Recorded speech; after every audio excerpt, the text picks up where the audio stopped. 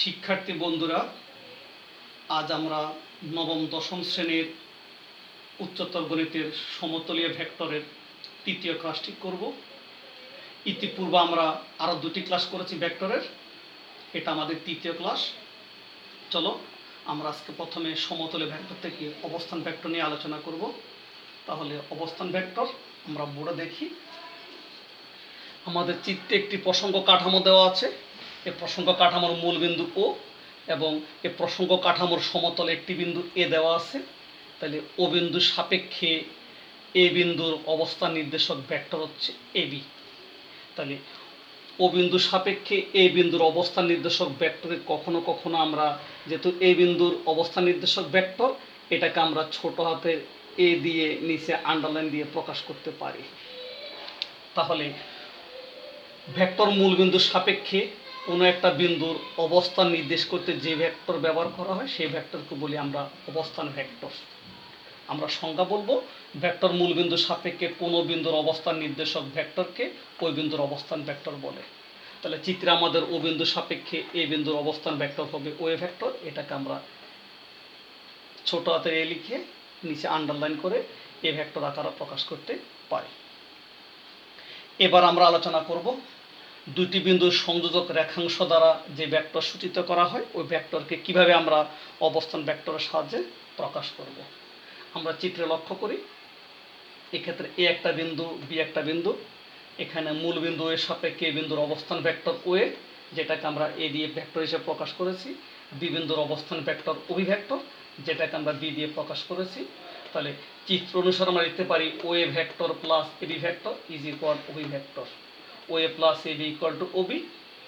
তাহলে সেক্ষেত্রে আমরা এবি ভেক্টর ইজ ইকুয়াল লিখতে পারবো OB vector minus OA vector.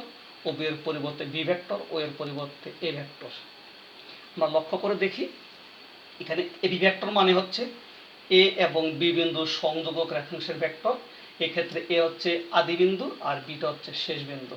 তাহলে দুটি বিন্দুর সংযোজক রেখাংশের যে ভেক্টর সেটাকে আমরা প্রকাশ করতে পারবো শেষ বিন্দুর অবস্থান ভেক্টর বিয়োগ আদি বিন্দুর অবস্থান ভেক্টর। তাহলে শেষ বিন্দুর অবস্থান ভেক্টর থেকে আদি বিন্দুর অবস্থান ভেক্টর বিয়োগ করলে যে নতুন ভেক্টর পাওয়া যাবে সেই ভেক্টরটা হবে ওই বিন্দু দ্বয়ের সংযোজক রেখাংশের ভেক্টর। আমরা এখন এই সংযোজক রেখাংশের মধ্যবিন্দু যা থাকবে সেই মধ্যবিন্দুর অবস্থান ভেক্টর নির্ণয় করার জন্য একটা চেষ্টা করি।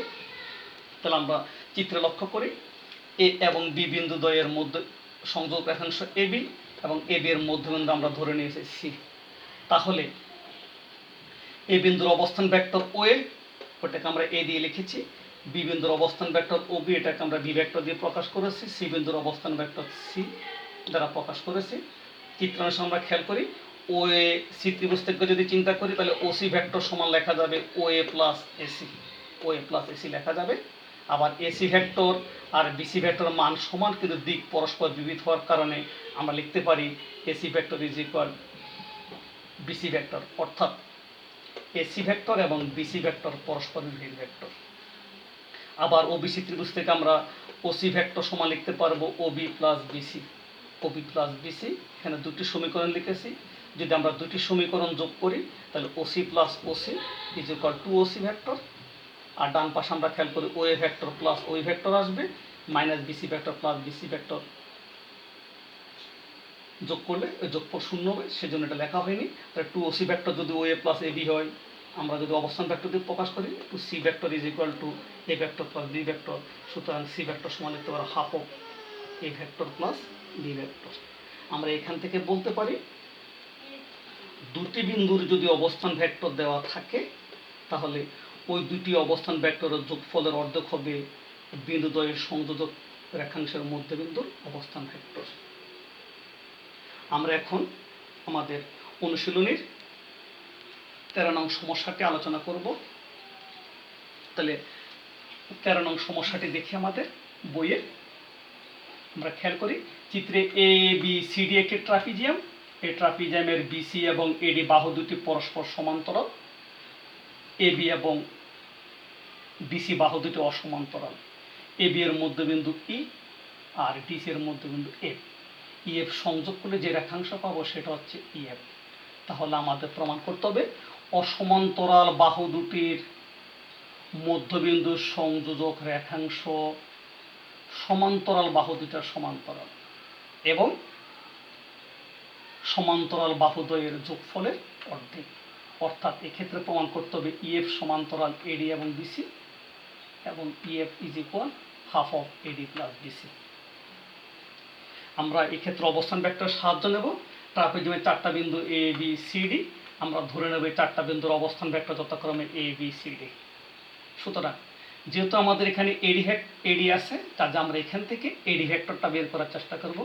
এডি ভেক্টর মান হচ্ছে এখানে আছে ডি বিন্দু শেষ বিন্দু, তাহলে শেষ বিন্দুর অবস্থান ভেক্টর বিয়োগ আদি বিন্দু এর অবস্থান ভেক্টর। যেহেতু আমাদের প্রমাণে বিসি আছে, সেই জন্য আমরা বিসি ভেক্টর বের করে নিয়েছি, তাহলে শেষ বিন্দুর অবস্থান ভেক্টর বিয়োগ আদি বিন্দু ডি এর অবস্থান ভেক্টর। আবার প্রমাণ আমাদের ইএফ আছে, সেই জন্য আমরা এখন ওই ইএফ থেকে ই আদি বিন্দু আর এর শেষ বিন্দু আমরা ই বিন্দুর অবস্থান ভেক্টর লিখতে পারি। যেহেতু ই বিন্দুটা এ বি রেখাংশের মধ্যবিন্দু, কাজে ই বিন্দুর অবস্থান ভেক্টরকে লিখতে পারবো half of A vector plus B vector. A বিন্দু ডিসি এর মধ্যবিন্দু, সেই জন্য এ বিন্দুর অবস্থান ভেক্টরকে লিখতে পারবো half of C vector plus D vector.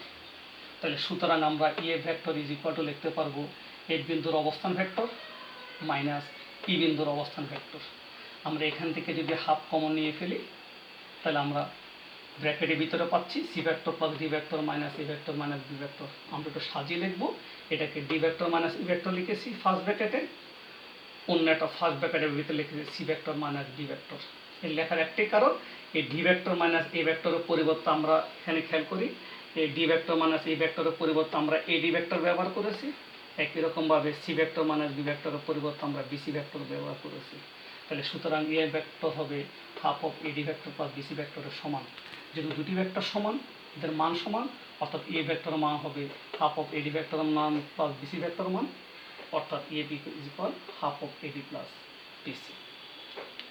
আবার আমরা লক্ষ্য করি চিত্রে, যেহেতু আমরা এখানে প্রত্যেক ক্ষেত্রে ভেক্টর চিহ্ন ব্যবহার করেছি, তাহলে আমরা এখানে ইয়ে যখনই ভেক্টর বলবো ইয়ে ভেক্টর দিয়ে দেবো, বিসি ভেক্টর চিহ্ন, এডি ভেক্টর চিহ্ন দিয়ে দেবো, আমরা ভেক্টর ব্যবহার করব। তাহলে লক্ষ্য করে দেখি আমাদের চিত্রে এডি ভেক্টর এবং বিসি, অর্থাৎ এডি এবং বিসির একটা সমান্তরাল হওয়ার কারণে এডি ভেক্টর এবং বিসি ভেক্টর দুটি সমান্তরাল, এবং এরা তাহলে এডি এবং বিসি সমান্তরাল হওয়ার কারণে এডি ভেক্টর ও বিসি ভেক্টর পরস্পর সমান্তরাল। এই দুটি ভেক্টর সমান্তরাল হওয়ার কারণে এদের লব্ধি ভেক্টর হবে উভয়ের সমান্তরাল, অর্থাৎ এ ভেক্টরটা হবে এডি এবং বিসি উভয়ের সমান্তরাল। যেহেতু এ ভেক্টরটা এডি এবং বিসি উভয়ের সমান্তরাল, কাজে এফ এর ধারক হবে এডি ও বিসি ধারকের সমান্তরাল। সুতরাং আমরা লিখতে পারবো ইএফ সমান্তরাল এডি সমান্তরাল বিসি। তাহলে আমাদের দুটি প্রমাণ শেষ হলো, ইএফ সমান্তরাল এডি সমান্তরাল বিসি, আবার ইএফ হচ্ছে half of AD plus BC, আমাদের প্রমাণ হয়ে গেল। আমরা আর একটি সমস্যা নিয়ে কথা বলবো। তাহলে আমরা এখন আলোচনা আসবো অনুশীলনের প্রশ্ন 14। এটা ট্রাপিজিয়াম সংক্রান্ত। চিত্রে খেয়াল করি, এক্ষেত্রে এ বি সি ডি ট্রাপিজিয়ামের কর্ণ দুটো হচ্ছে এসি এবং বিডি। বিডি কর্ণের মধ্যবিন্দু ই এবং এসি কর্ণের মধ্যবিন্দু এ। তাহলে প্রমাণ করতে হবে কর্ণদ্বয়ের মধ্যবিন্দু সংযোজক সরলরেখা সমান্তরাল বাহুদ্বয়ের সমান্তরাল এবং তাদের বিয়োগফলের অর্ধেক। যেহেতু এক্ষেত্রে এডি বাহু বা বিসি বাহু বড়, কাজে আমরা এখানে প্রমাণে লিখব যে ইএফ সমান্তরাল বিসি সমান্তরাল এডি এবং half of BC minus AD. আগের মতোই আমরা চারটা বিন্দুর অবস্থান ভেক্টর ধরে নেব।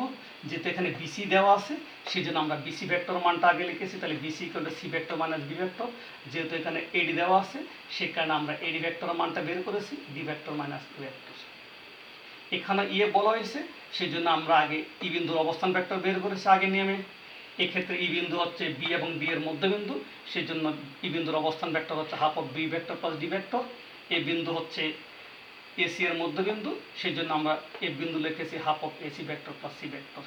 এক্ষেত্রে যেহেতু আমরা ভেক্টর ব্যবহার করব, সেই জন্য প্রত্যেকে আমরা ইএ ভেক্টরে ভেক্টর চিহ্ন দিয়ে দেবো, বিসি ভেক্টরে ভেক্টর চিহ্ন দিয়ে দেবো, এডিকে ভেক্টর চিহ্ন দিয়ে দেবো। তাহলে ইএ ভেক্টর ইজ ইকুয়াল টু লিখতে হবে আগের নিয়মে এফ বিন্দুর অবস্থান ভেক্টর বিয়োগ ডি বিন্দুর অবস্থান ভেক্টর। আমরা আগের নিয়মে এটাকে যদি সাজিয়ে লিখি, আমরা এখানে একটু কৌশলী হব।